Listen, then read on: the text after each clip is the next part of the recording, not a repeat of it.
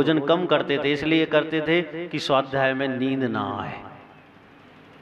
और आप इसलिए भोजन ज्यादा करते हो कि आराम से सो ले गए। और डॉक्टर भी सलाह कहता भर पेट खाओ, अच्छी नींद आएगी। और तीर्थंकर पुष्पदंतनाथ भगवान ने क्या कहा?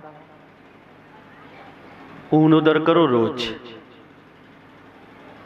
भूख से कम खाओ, ताकि धर्म ध्यान में निद्रा परेशान ना करे। लेकिन लोगों के लिए आत्मा के खुराक की चिंता नहीं है, शरीर के खुराक की चिंता है। और जब तक शरीर के खुराक की चिंता होगी तब तक आत्मज्ञान की उत्पत्ति नहीं हो सकती, अपने आप से परिचय हो ही नहीं सकता, बिल्कुल भी नहीं हो सकता। भव्य आत्माओं, देखो पुष्पदंतनाथ भगवान तो ठिकाने लग गए। तुम कछु करो, उनको अर्घ्य चढ़ाओ तो उन्हें कछु फड़क नहीं बनने, आंखें दिखाओ तो भी उन्हें कछु फड़क नहीं पड़ना। लेकिन आंखें दिखाने वाले को फड़क पड़ेगा, अर्घ्य चढ़ाने वाले को फड़क जरूर पड़ेगा। यह जो हम प्रतिक्रिया कल्याणक की देख रहे हैं, यह तो मात्र एक प्रतिरूप है, ताकि हमारी आत्मा ये जान जाए कि जैसी शक्ति उस आत्मा में थी जिसे हम पुष्पदंतनाथ के नाम से जानते हैं, वैसी की वैसी शक्ति हमारी आत्मा में भी है। इसलिए बस ये बहाना है अपने आप को पहचानने का। और अपने आप को एक बार जो भी जीव पहचान लेता है, जो अपने आत्मगुण जान लेता है, अपनी विशेषताएं समझ जाता है, उसकी आत्म जागृति हो जाती है और उसका धर्म वहीं से प्रारंभ हो जाता है। इसलिए आप इतने पुण्यात्मा तो है नहीं कि आपको साक्षात समोषण मिले, इस पंचम काल में नहीं मिलने वाला, क्योंकि तीर्थंकर ही नहीं होंगे तो समोषण। लेकिन एक आपको छोटी सी बात बताते हैं हम, जिसे ध्यान रखना आप। एक व्यक्ति किसान था, अपने खेत पे मड़वा बना रहा था। मड़वा जानते हो कब बनाया जाता है? जब किसी का घर में विवाह होता है। अब मड़वा तो चलते ही नहीं है, अब तो गार्डन में शादी होती है, तो वो बना रहता, क्या बना रहता है? मंडप बना रहता है। इसको वहीं बिठा लो, मंडप बना रहता है। पहले लोग अपने हाथ से मड़वा बनाते थे, क्योंकि पहले लोग पैसे वाले नहीं थे, दिल वाले थे, उनका हृदय बड़ा था, मेहनत करते थे, परिश्रम करते थे, फिर बनाते। और आज पैसे वाले हैं, लोग जेब में हाथ डालते हैं, मोबाइल निकालते हैं, फोन कर देते हैं, गार्डन में सब कुछ तैयार मिल जाता है। मड़वा बना रहा था तो वहां से रास्ता था, तो गांव के लोग निकलते थे, तो सब सोच रहे इसकी बेटियों के विवाह हो गए, इसके बेटों के विवाह हो गए, इसके घर में कोई विवाह के लायक है ही नहीं है, फिर मड़वा क्यों बना रहा है? सबको बड़ा आश्चर्य था। और बड़ा सजा रहा है, बड़ा सुंदर फूल लगा रहा है, ये कर रहा है, वो कर रहा है, बहुत सुंदर से सुंदर बना रहा है। इतना नहीं, उसने खाम भी गाड़ दिया। खाम जानते हो? हवन कुंड भी बना दिया उसने। अब ये चीजें नहीं बनती हैं, तो तुम लोग कम जानते होगे। इतना सब कर लिया तो गांव के लोगों को आश्चर्य था, और पूरा गांव इकट्ठा आ गया उसके पास पूछने के लिए कि भैया तेरे घर में शादी किसकी है, काय को मड़वा बना रहा है? मालूम उसने क्या कहा? मेरे घर में किसी की शादी नहीं है, मैं ये मड़वा जो बना रहा हूं, राम और सीता के विवाह का मड़वा बना रहा हूं। समझने लग गए कि राम और सीता तो अब है नहीं है, एक स्वर्ग चले गए, एक मोक्ष चले गए, वो तो है नहीं है, फिर तू ये क्यों कर रहा है? उसने बहुत अच्छी बात कही, वो आप ध्यान से सुनना। लोग कहते हैं पंच कल्याण क्यों हो रहे हैं, बड़े क्यों हो रहे हैं, छोटे क्यों हो रहे हैं। दिमाग शैतान का घर होता है, खाली दिमाग। और लोगों के इस समय बहुत खाली दिमाग हैं। वो अपने बारे में नहीं सोचते, यानी आत्मा के बारे में नहीं सोचते, दूसरों के बारे में बहुत सोचते हैं। कुछ लोग कहते हैं पंचकर्म बंद हो जाना चाहिए। काय हो जाना चाहिए बंद? विवाह बंद कर लो। क्या हमारे परिवार में 100 साल तक कोई विवाह नहीं हुआ? कर लोगे? नहीं, वो तो हम 50 लाख 25 लाख 20 लाख 30 लाख खर्च करके करेंगे। पंच कल्याणक बंद हो जाना चाहिए। संसार और इंद्रियों के विषयों की जो स्थिति है वो बंद कोई करने को तैयार नहीं। तो मंदिर नहीं बनाओ, बहुत बन गए। एक व्यक्ति ने मुझसे कहा, ध्यान से सुनना, कि महाराज इतने मंदिर बनाए, तेरे पास घर कितने हैं? बोले 5। हमने की सदस्य कितने हैं? बोले 6। निकाय को बनाए 4 मकान, 6 सदस्य आसानी से एक मकान में रह सकते हैं। चुप।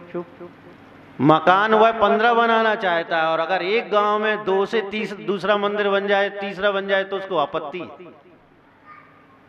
सोच, निम्न श्रेणी की सोच। और जब तक ऐसी सोच रहेगी, उसका यह परिचय है कि आपने आत्मा को पहचाना नहीं और आपके अंदर धर्म प्रारंभ ही नहीं हुआ है। अब लोग कहते हैं महाराज लोग इतनी प्रतिमाएं विराजमान कर रहा है, कोई सहस्त्र कूट बना रहा है, कोई कुछ बना रहा है। अरे तुम्हें क्या तकलीफ है भैया? जा तो बताओ, तुम्हारे सिर पे तो बना नहीं रहे। किस पे बना रहे हैं? इस भारत भूमि काय के लिए बना रहे हैं? संस्कृति को सुरक्षित करने के लिए बना रहे हैं। हमें पता है, जो भी बना रहे उन्हें पता है कि 1008 प्रतिमाओं का रोज प्रक्षाल नहीं हो सकता, सबको पता है। खुदाई हुई, 2 वर्ग झगड़ रहे थे, पता है आपको कौन से थे? तो ये फैसला हुआ, कोर्ट ने कहा कि खुदाई करके देखो किसके अस्तित्व मिलते हैं, तो किसके मिले? और उस समय के लोग सोचते काय को बना रहे जी, तो मिल जाते वो आज अस्तित्व। नहीं मिलते। अगर कहीं पर सहस्त्र बना है और कल की होने वाले हैं, उन्होंने तहस नहस भी किया, तो हजारों में से कुछ प्रतिमाएं तो सुरक्षित रह ही जाएंगी, जो आगामी काल में ये बताएंगी कि ये जैन दर्शन भगवान महावीर स्वामी से नहीं, भगवान आदिनाथ से नहीं, यह अनादि से है। यह कब से है? इसका कोई प्रारंभ नहीं है। तो उस व्यक्ति ने ऐसा जवाब दिया, किसान की बात कर रहा था मैं, उसने कहा कि मैं ये मड़वा राम और सीता के विवाह का बना रहा हूं। लोग हंसने लग गए कि राम सीता तो अब है ही नहीं है, फिर काय को तू मड़वा बना रहा है? वो उसने बहुत अच्छा जवाब दिया कि मैं राम सीता के विवाह में नहीं था। अब हजारों वर्ष पहले हुआ तो वो कहाँ रखा था वहां? तो बोले मैं मड़वा बनाकर ये एहसास कर रहा हूं, ये अपनी कमी पूरी कर रहा हूं, क्योंकि उस मड़वे में जब राम सीता का विवाह हुआ था हजारों लोग थे, अब मैं नहीं था।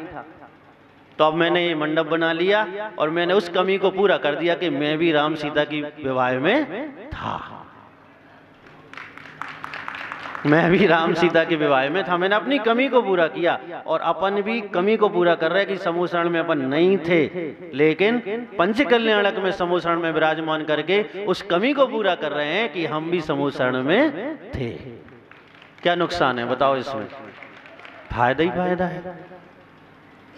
अगर आप 10, 20, 25 पंच कल्याणकों में गए और भाव से एक भी पंच कल्याणक के समूह शरण में उपस्थित हो गए, तो मान लो साक्षात 24 में से किसी न किसी तीर्थंकर के समूह शरण में आप उपस्थित बराबर पुण्य का आश्रय कर लेंगे।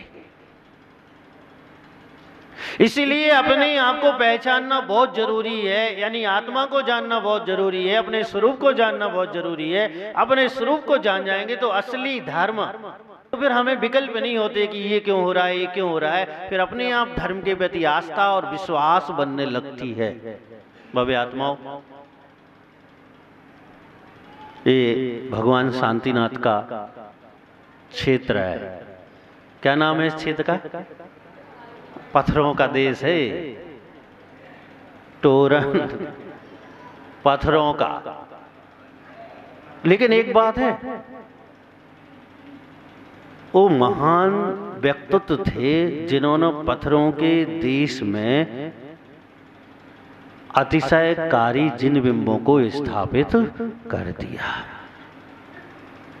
और उनकी शायद सोचे रही हो, विचारे रहा हो, शायद ऐसा रहा हो कि ये देश है, इस गांव में पत्थरा पैदा होंगे। अब कितने पत्थरा है तुझे तो हम ही जाना थे, तुम लोग नहीं जान सकते। तो उन्होंने शांति कुंतु हरनाथ विराजमान किए कि इनके स्पर्श से वो पत्थर पारस तो कम से कम बन जाए। अब लेकिन ये अपने ऊपर है कि हम पारस बनना चाहते हैं कि नहीं, ये अपने ऊपर है। मैंने पहले ही कह दिया कि ये हमें निर्णय करना है कि हमें बनना क्या है। लोग मधुशाला में चले जाते हैं, शराबी बन जाते हैं। लोग कहीं चले जाते हैं, वो बन जाते हैं, कहीं चले जाते हैं, वो बन जाते हैं। और कुछ लोग जिनालय में आके सम्यक दृष्टि बन जाते हैं, धर्मात्मा बन जाते हैं, आत्म जागृति कर लेते हैं।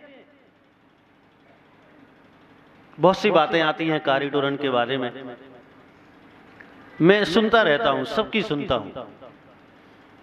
अब भगवान ने कान दिए हैं, लेकिन ऐसा नहीं है, सुनता तो सबकी हूं, अंदर सबकी नहीं करता, माइनस स्पेस से बाहर भी करता हूं। लेकिन स्मृति में तो रही जाती हैं बातें। अरे हमें करना क्या है दुनिया से? हमें तो कारीटोरन में विराजमान शांति कुंतु हरनाथ से प्रयोजन है। कारीटोरन में पैदा होने वाले महेशचंद पंडित जी से हमारा कोई प्रयोजन नहीं है। यहाँ पर उत्पन्न होने वाले समाज के लोग बैठे से हमारा क्या प्रयोजन है? मैं यहाँ आया पंडित जी के लिए नहीं आया, समाज के लिए नहीं आया। किस लिए आया? क्योंकि यहाँ पर शांति कुंतु हरनाथ भगवान विराजमान, संभवनाथ भगवान विराजमान, उनके लिए आया। आप भी क्यों आए बताओ? बताओ काय के लिए आया? अगर ये भगवान नहीं होते और मान लो यहाँ कोई का विवाह हो रहा होता तो बिना न्योते के आ जाते आप? नहीं आते। और न्योता भी जाता तब भी सोचते यार काय को व्यवहार बढ़ाओ ज्यादा, अभी लिफाफा लगे 150-200 को।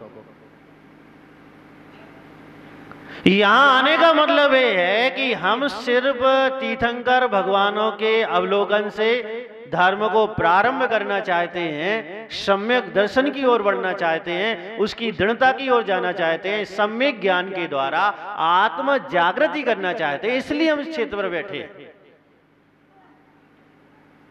मैं आपसे यही कहूंगा, आप ऐसा मत समझना कि ये जिन बिंब बहुत पुराने हैं। इतिहास और शास्त्र दोनों गवाह हैं इस बात का। 500 वर्ष से अधिक जिस जिन बिंब को हो जाते हैं उसमें अपने आप ऐसी दैविक शक्तियां आ जाती हैं जो स्वयं सिद्ध अतिशयकारी होती हैं। ये आगम प्रमाण है बात।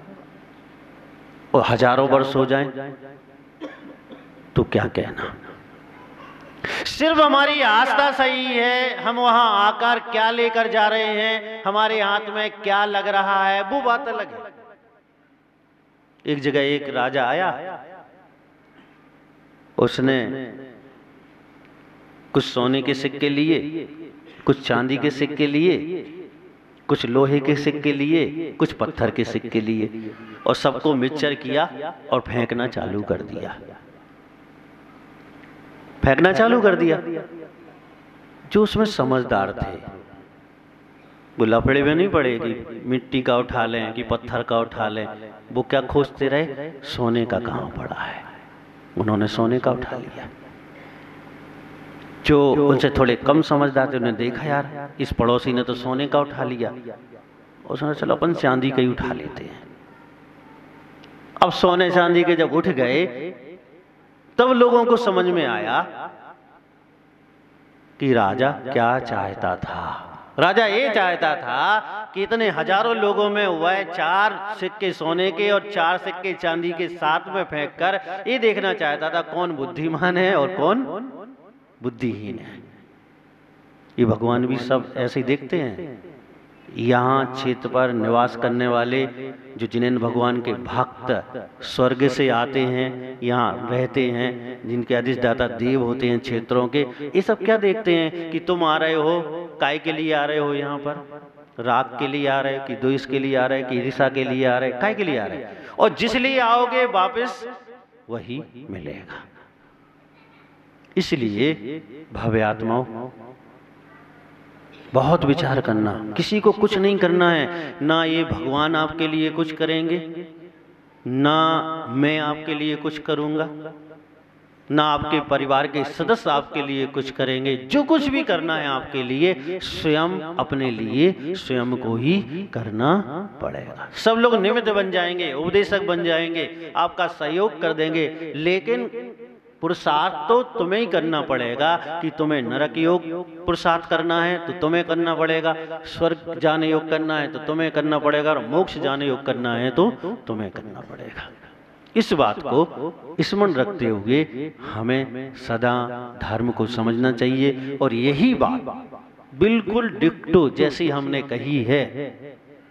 शब्द अलग अलग हो सकते हैं, भाषा अलग अलग हो सकती है, लेकिन अभिप्राय और प्रयोजन पुष्पदंत नाथ भगवान का ही है। उन्होंने ही ऐसा ही उपदेश दिया है। कोई किसी का कर्ता नहीं है, जीव स्वयं अपना करता है और स्वयं अपना भोगता है। जैसे कर्म करेगा वैसा फल पाएगा, ये उन्होंने कहा है। चलिए अब समूह शरण है तो 2-4 प्रश्न और हो जाएं, उसके बाद फिर आपकी अंत हो जाए।